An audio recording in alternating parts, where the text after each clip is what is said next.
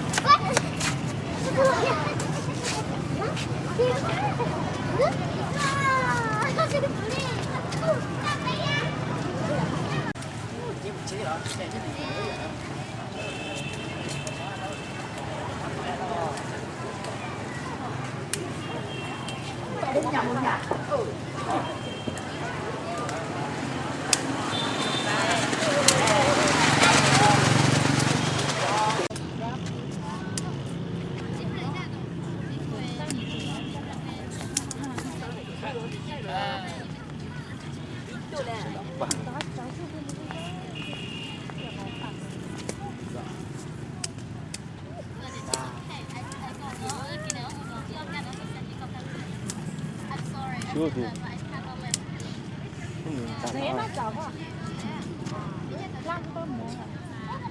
Đó là chuyện thắng.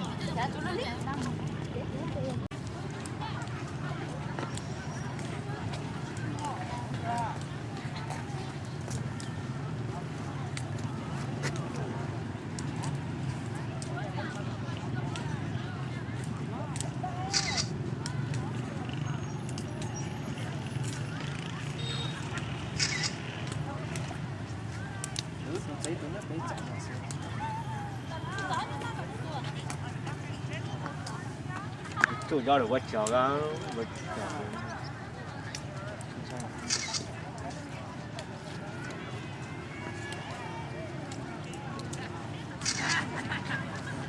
Nói mình đâu hả?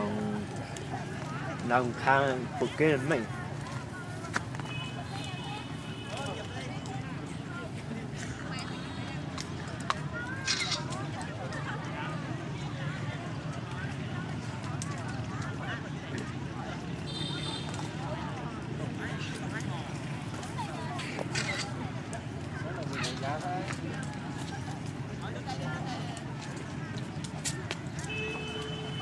Chả mày biết tôi à chả mình thì biết chả. Sáng chọn.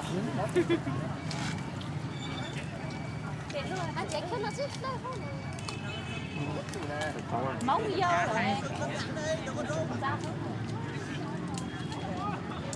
Trời吃过，日嘞好看，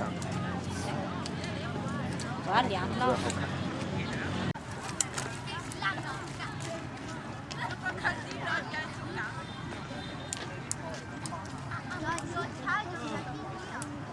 那个下面我们打这里，要别，我要不找你看。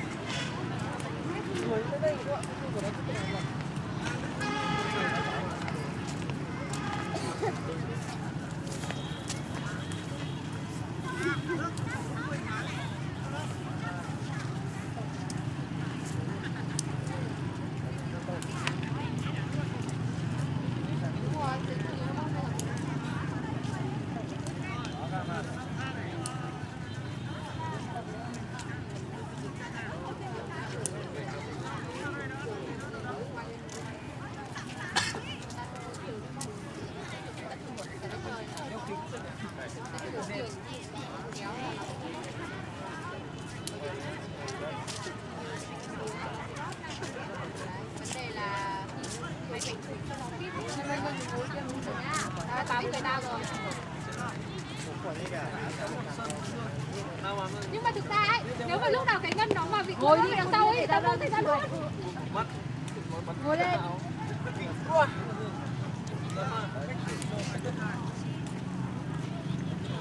À, trời ơi, con lợn đây.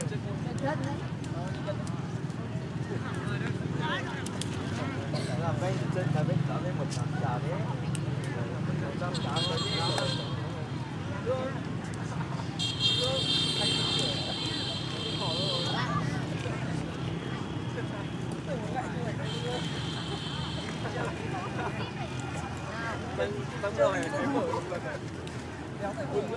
Một, hai.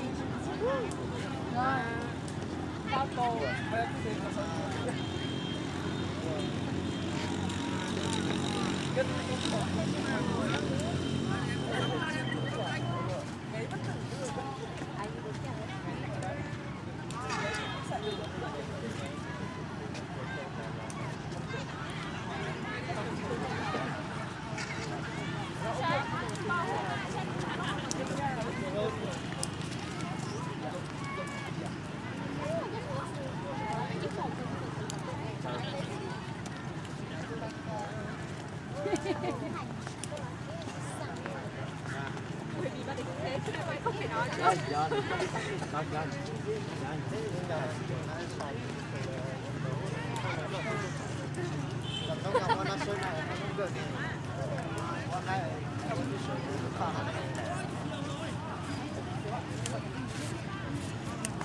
Thế thì nếu mà sống cái bọn nhân vật thì phải nó lên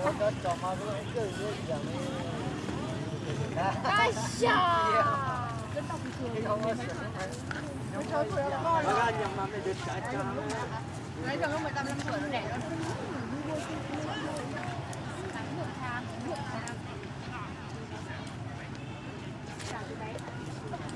nó